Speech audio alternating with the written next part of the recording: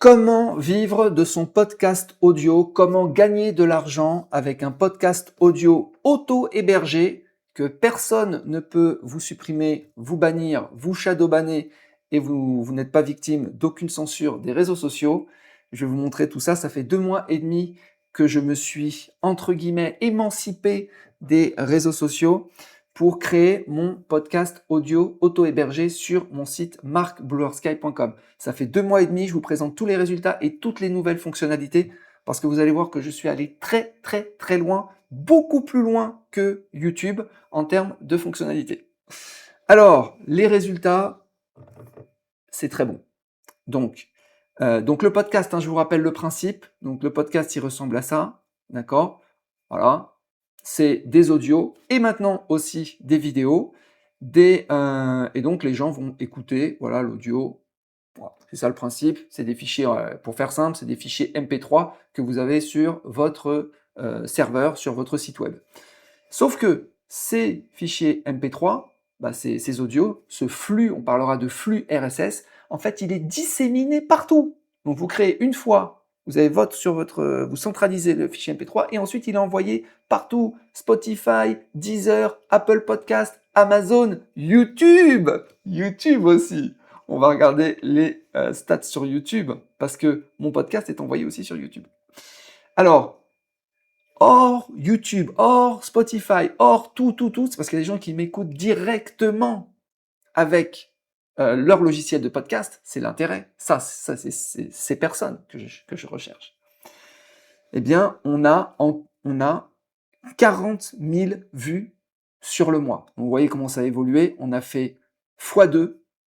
Vous voyez, entre le premier mois, deuxième mois, on fait x3, x4. Deuxième mois, troisième mois, on fait x2. On est à 40 000 vues. Ça, c'est sans YouTube. En rajoutant juste YouTube, sur YouTube, on est à 42 000 vues aussi. Donc ça fait 40 000 plus 42 000, ça fait 82 000 vues. Plus, vous rajoutez du Spotify, du Deezer, du Amazon Podcast, à la fin, je pense qu'on est au moins à 100 000, au bout de seulement de 2 mois et demi. Alors, donc là, en fait, pourquoi vous voyez plein de couleurs? En fait, c'est tous les épisodes. Parce que c'est très facile de créer un épisode. C'est pas le montage vidéo, etc. Vous allez voir, en termes de productivité, vous pouvez en traiter des sujets. Donc là, en fait, vous avez chaque truc, c'est un épisode. D'accord? Et en fait, vous avez le nombre de vues. Donc là, les nuisances conjugales, 829 vues, hors YouTube, hors podcast, hors machin. Pourquoi je dis hors? Parce qu'en fait, YouTube télécharge une seule fois le podcast, l'épisode, et ensuite, il l'a de son côté, en fait. Et donc, il va pas le retélécharger à chaque fois qu'une personne regarde. Pareil pour Spotify, pareil pour les autres. Il y a un système de cache. C'est pour ça qu'en fait, on ne voit qu'une seule... Donc voilà. Donc là, en fait, ce qu'on voit, c'est surtout ceux qui regardent directement. Et ceux qui regardent directement, on voit ici les sources. Donc avec ça c'est des analytics que j'ai créés moi-même pour traquer, pour pouvoir suivre. Il n'y a rien de transcendant non plus. Et donc là, vous avez Antennapod. Donc Antennapod, c'est des gens qui ont directement leur logiciel de podcast. Et on voit en fait toutes les sources. Alors c'est pas forcément facile à interpréter, mais c'est comme ça, le système de podcast, comme si tu envoies à la terre entière il y en a avec des logiciels, des machins, un truc. Bon, bref, à la fin c'est un chaos. Mais bon, tu vois à peu près ce qui se passe. Donc, allez, on va sur YouTube. Donc sur YouTube, ça a même atteint les 1000 followers. Il faut voir que même un podcast, lui, peut aussi être monétisé. Ça, c'est monétisable, cette chaîne. Bon. Et vous avez les résultats. Donc sur les 28 jours, vous voyez que vous arrivez en fait à faire en audio. C'est de l'audio, les gars. 2700 vues, 2020 vues, 1900, 1800, 1500, 1400, 1300, 1300, 1100. Pour faut imaginer, en termes de, c'est beaucoup plus facile à créer qu'une vidéo. Donc voilà, il y a aussi plein de commentaires, etc. Bon voilà, là clairement ça fait que monter. C'est pas mal, même 42 000, c'est pas mal. Je vais mettre sur 90 jours, comme ça on va voir un petit peu l'évolution un petit peu plus. Voilà, donc vous voyez la courbe, ça explose. Et il peut y avoir des épisodes qui explosent. Il y a des épisodes 3003, 2007, etc. pour un truc qui vient d'être monté quand même. Donc voilà le principe. Donc ça fonctionne en termes de vues, en termes de trafic, ça fonctionne. Ok. Maintenant, je vais vous montrer les fonctionnalités qui sont très avancées. Et après, je vais vous dire comment vous pouvez faire la même chose et utiliser ça. Alors, donc qu'est-ce que j'ai fait comme... Donc le système, c'est quoi? Donc là, il y a les épisodes qui sont publics. Donc maintenant, j'ai des épisodes publics, épisodes privés. J'ai mis un système de premium. D'accord? Donc vous avez des épisodes qui sont privés. Voilà, par exemple, celui-là, il est privé. Il est écrit privé. J'ai mis un système d'inscription avec des memberships qui est assez bien foutu avec comment ça s'appelle? Avec Gmail. Donc tout ce qui est Google, etc. Donc là, c'est intégré avec Google. Vous avez le petit pop-up, machin. Donc en un clic, les personnes vont s'inscrire sur le site. Donc top. Plus, elles peuvent prendre l'abonnement. J'ai mis un abonnement. Voilà, club. Je sais pas si, ouais, je sais pas si c'est là ou accès premium. Voilà. Donc j'ai mis abonnement mensuel, abonnement annuel, c'est géré avec Stripe, ça fonctionne super, ça fonctionne bien. Voilà, j'ai déjà des membres. Bon. Ok. Donc ça, les membres, qu'est-ce qu'ils peuvent voir? En fait, ils peuvent voir les épisodes en avant-première. Et c'est vrai que je produis pas mal. Là, je vous montre le tableau de bord. Donc ça, c'est le tableau de bord du producteur d'épisodes. Donc là, tous ces épisodes, ils sont... Donc vous voyez les dates de publication. Donc aujourd'hui, je fais cette vidéo, on est le 31.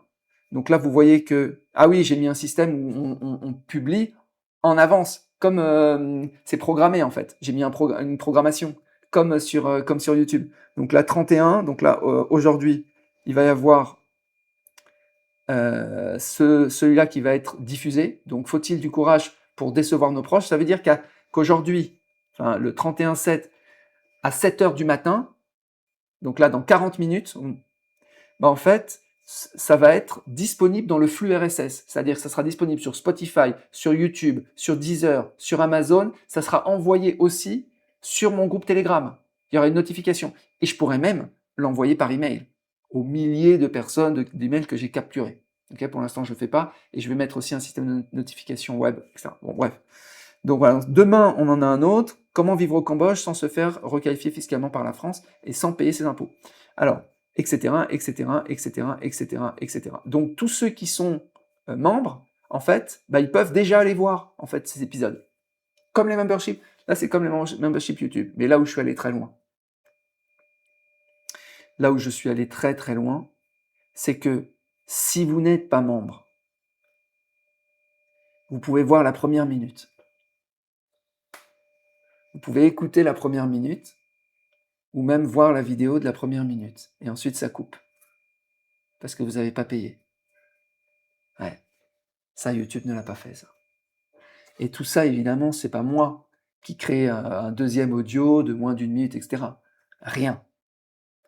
Le système le fait. Parce que j'ai un total contrôle sur tout. Okay. Donc, la personne peut écouter un petit peu. Elle peut même voir un petit peu. Je vous montre. Elle peut voir un petit peu, mais ça s'efface. Ah, c'est moche. Donc je vais faire déconnexion. Voilà. Donc là, je suis déconnecté. Ok. Donc là, tous ces épisodes sont en avance. Donc par exemple, celui-là, je clique. Vous voyez ici, il y a plein de petits tags aussi. Tout est tagué. C'est comme des playlists en fait. Et donc les personnes peuvent cliquer directement et voir que ce qui les intéresse parce qu'il y a plein de sujets traités. C'est un peu un bordel quoi.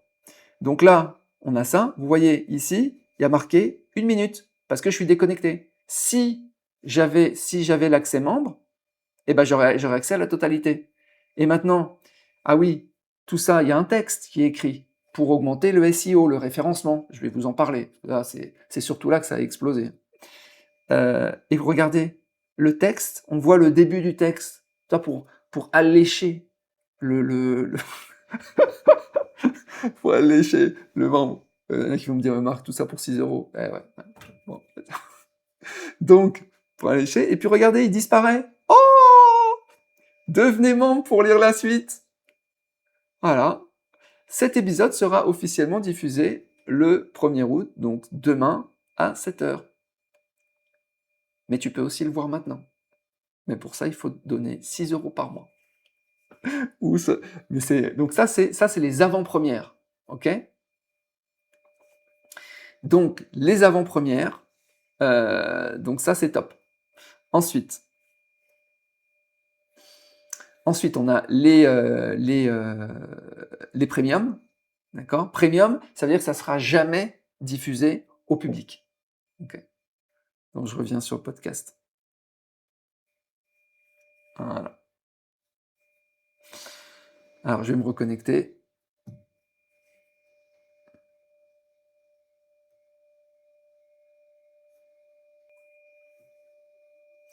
Alors maintenant, on continue. Je vous montre un peu le tableau de bord pour que vous voyez un petit peu de quoi il s'agit. Parce qu'il y a plein de cases. Donc en fait, quand vous postez, donc vous uploadez. Je vais vous montrer ensuite le uploader. Donc il y a le MP3. S'il y a de la vidéo est automatiquement convertie en MP3. Si c'est du premium, il crée la première minute, vraiment tout est fait automatiquement. Il peut gérer tout, hein, de MP3, MP4, de MP4, MP3, machin, il fait tout. Ok, il crée les extraits automatiquement. Il y a des petites bulles vertes quand c'est fait. Ça, c'est pour les extraits d'une minute. Ensuite, il va créer des liens qui sont des liens courts. Ça, c'est pour X, parce que pour minimiser le nombre de caractères, des liens longs aussi. Il va faire le transcript, c'est-à-dire qu'il va récupérer tout ce qui a été dit durant l'audio ou durant la vidéo. Et ensuite, il va créer un HTML optimisé pour le référencement. Il va créer aussi des miniatures. Ces miniatures que vous voyez sur YouTube, elles sont en fait créées, je vous montre, elles sont créées de toutes pièces en fait automatiquement. Alors c'est souvent en fait ma tête avec le titre qui se met correctement, mais si c'est une vidéo, il arrive à prendre un snapshot de la première image. Tout ça évidemment fait automatiquement. Tout ça c'est des trucs qu'on ne peut pas faire sur YouTube. Là en termes de productivité, tu peux pas, tu enregistres, tu fais valider et ça part. Tu crées une fois et c'est disséminé partout. Ensuite, c'est envoyé sur le canal Telegram, donc vous avez du vert, donc là c'est rouge parce que c'est pas encore envoyé, parce que c'est l'épisode dans le futur. C'est vert quand c'est envoyé. Donc le HTML, je vous l'ai dit quand il était, voilà, il est là. Vous pouvez aussi le remodifier, parce que si vous vous rendez compte, vous avez fait un épisode de podcast de ouf et que vous voulez déclencher tout un business là-dessus, bah, vous pouvez retravailler le HTML et derrière, faites absolument ce que vous voulez pareil. Et là, on arrive sur un truc qui ne fonctionnait pas et qui fonctionne maintenant. C'est le référencement Google. Vous voyez, je crée plein. Là, il y a plus de 130 épisodes déjà au bout de seulement 2 mois et demi. C'est parce que j'ai beaucoup de choses à dire. Donc, faut référencer ça sur le moteur de recherche Google, pas sur YouTube, hein, sur le moteur de recherche Google, pour que tout soit présent. Sauf que en utilisant, je vous le fais simple techniquement, mais en utilisant le système des sitemaps, c'est-à-dire ajouter l'épisode au sitemap, ça fonctionne pas. Les robots sont trop lents en fait à aller sur le sitemap. Parfois ils mettent des semaines, parfois ils mettent des mois. Donc il faut forcer l'indexation sur le moteur de recherche Google avec une API. Tout ça est gratuit évidemment et le système le fait automatiquement. Ça veut dire qu'à partir du moment où l'épisode est envoyé, 10 minutes plus tard, j'aurais pu mettre 1 minute, hein, mais j'ai mis 10 minutes plus tard, il y a une demande d'indexation qui est envoyée à Google. Et vous pouvez vérifier qu'en fait c'est indexé et il est bien présent sur le moteur de recherche Google. Pourquoi faire ça? Pour augmenter votre découvrabilité. Le moteur de recherche Google sert à votre découvrabilité. YouTube sert à votre découvrabilité. Tous les autres distributeurs de mon podcast servent uniquement à me découvrir. Mais c'est moi qui contrôle. C'est moi qui garde le contrôle. Il n'y a aucune confiance. C'est-à-dire que je suis pas sur un réseau social genre TikTok, X, YouTube, etc.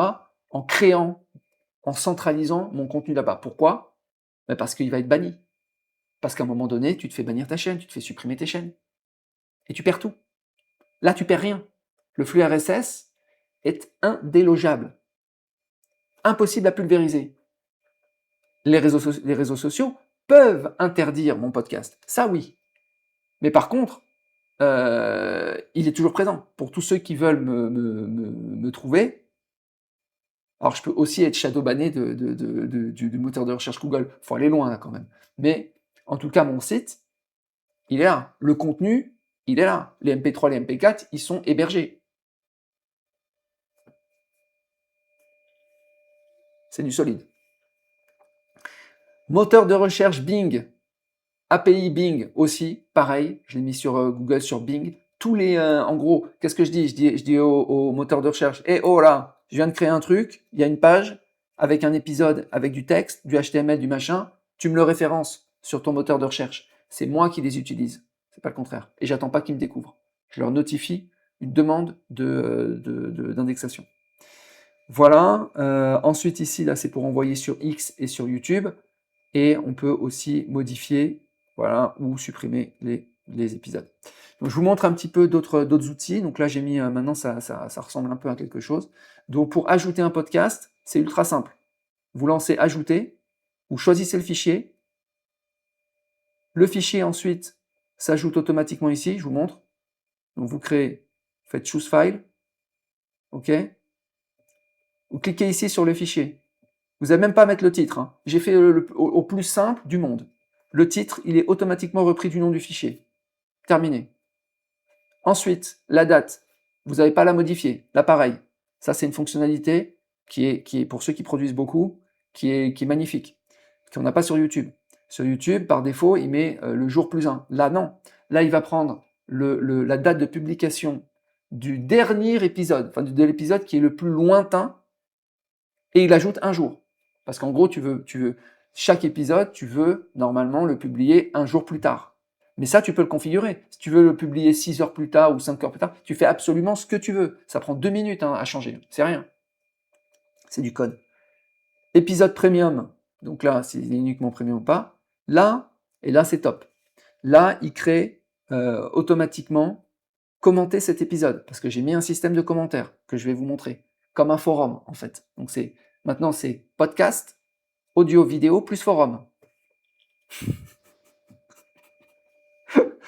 On s'amuse comme on peut. Hein. Mais là, je pense que YouTube n'a qu'à bien se tenir. Donc commenter l'épisode, donc les gens peuvent commenter gratuitement. Mais il faut quand même qu'ils se connectent. Donc, tu te prends énormément de connexions, des gens qui veulent commenter, ou qui veulent simplement... Il y a des trucs où il faut juste s'inscrire. Et comme tu as juste... Bon, ouais. Ok, vous avez compris. Donc, tu fais ça, tu fais publier l'épisode. Et qu'est-ce que tu fais après? Rien, c'est fini. Alors, tu vas me dire, ouais, mais il faut quand même envoyer le fichier. Eh bien, plus maintenant. Il n'y a même plus besoin, ça. J'ai fait un module, je l'ai appelé capture.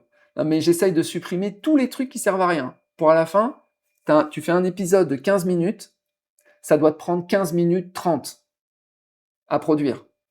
C'est pas genre tu fais 15 minutes et tu dois le monter, etc. À la fin, tu en as pour 5 heures. Non. Tu dois rajouter 30 secondes. Donc, j'ai fait, donc là, qu'est-ce que je fais aujourd'hui? J'enregistre sur Audacity, l'audio, ou sur Active Presenter, comme je fais, et ensuite, je l'envoie. Ok. Mais voilà, mais il y a mieux. Alors, il y a mieux, je peux utiliser tout le système web. Alors, tu fais capture, mais là, on ne pourra pas voir parce que je suis en train d'enregistrer comme ça. Mais tu fais capture.